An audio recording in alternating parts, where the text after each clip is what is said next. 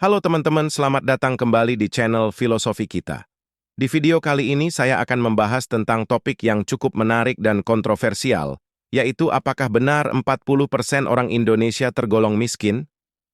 Mungkin kamu pernah mendengar angka ini dari berita atau media sosial dan merasa heran atau tidak percaya. Bagaimana mungkin di negara yang kaya akan sumber daya alam dan budaya ini, hampir separuh penduduknya hidup dalam kemiskinan?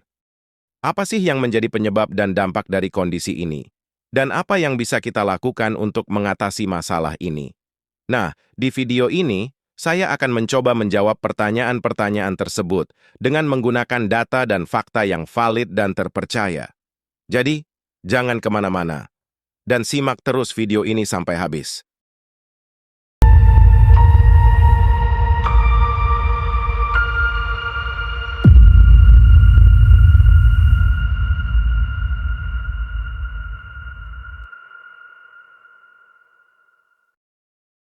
Sebelum kita masuk ke pembahasan utama, ada baiknya kita mengetahui dulu apa itu definisi kemiskinan.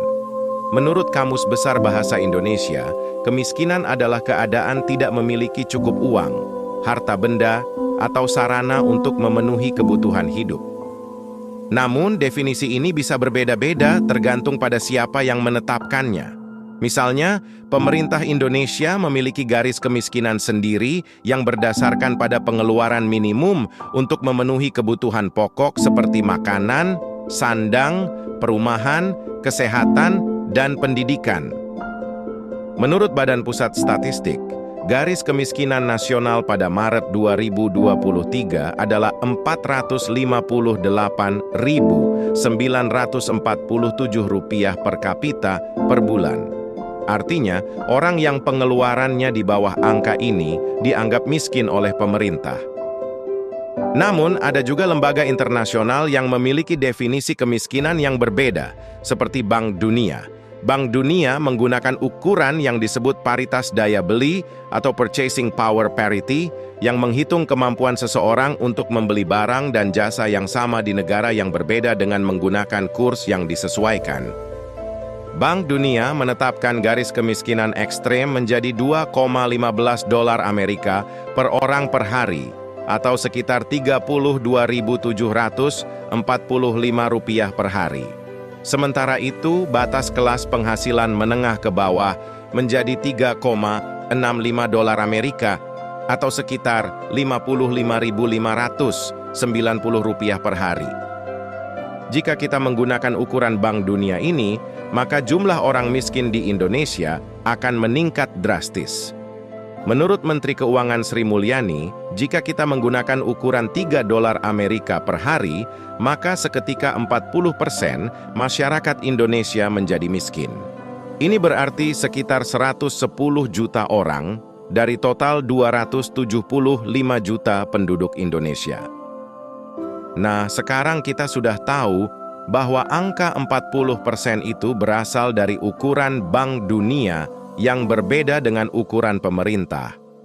Lalu, mengapa Bank Dunia menggunakan ukuran yang lebih tinggi dari pemerintah? Apakah ukuran ini lebih akurat dan relevan untuk menggambarkan kondisi kemiskinan di Indonesia?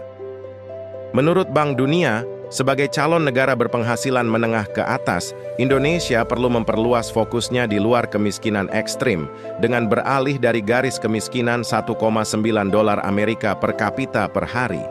Fokusnya juga harus mencakup rumah tangga yang secara ekonomi tidak aman, yang rentan jatuh kembali ke dalam kemiskinan.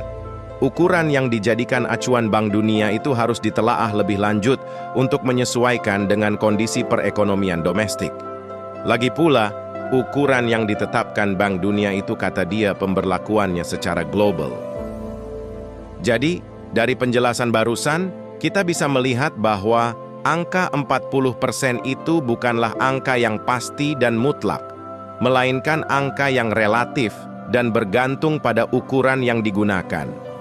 Tidak ada satu ukuran yang bisa mengukur kemiskinan secara sempurna, karena kemiskinan itu sendiri adalah fenomena yang kompleks dan multidimensi. Selain pengeluaran, ada juga faktor-faktor lain yang mempengaruhi kesejahteraan seseorang, seperti akses terhadap layanan publik, infrastruktur, lingkungan, hak asasi manusia, dan sebagainya. Oleh karena itu, kita perlu melihat angka-angka ini dengan kritis dan tidak mudah terpengaruh oleh narasi yang menyesatkan atau menakutkan. Lalu, apa yang bisa kita lakukan sebagai warga negara yang peduli terhadap masalah kemiskinan di Indonesia? Tentu saja, kita bisa berkontribusi dengan berbagai cara, sesuai dengan kemampuan dan kapasitas kita. Misalnya, kita bisa berdonasi atau berpartisipasi dalam program-program sosial yang membantu orang-orang miskin seperti zakat, infak, shodaqoh, wakaf, atau crowdfunding. Kita juga bisa menjadi relawan atau aktivis yang membela hak-hak dan kepentingan orang-orang miskin, seperti pendidikan, kesehatan, lingkungan, atau pekerjaan. Kita juga bisa menjadi pengusaha atau profesional yang menciptakan lapangan kerja dan meningkatkan kesejahteraan masyarakat, seperti petani, nelayan, pedagang, guru, dokter, atau insinyur. Atau kita juga bisa menjadi pemilih yang cerdas dan kritis, yang memilih pemimpin dan wakil rakyat yang berintegritas dan berkomitmen untuk menanggulangi kemiskinan di Indonesia.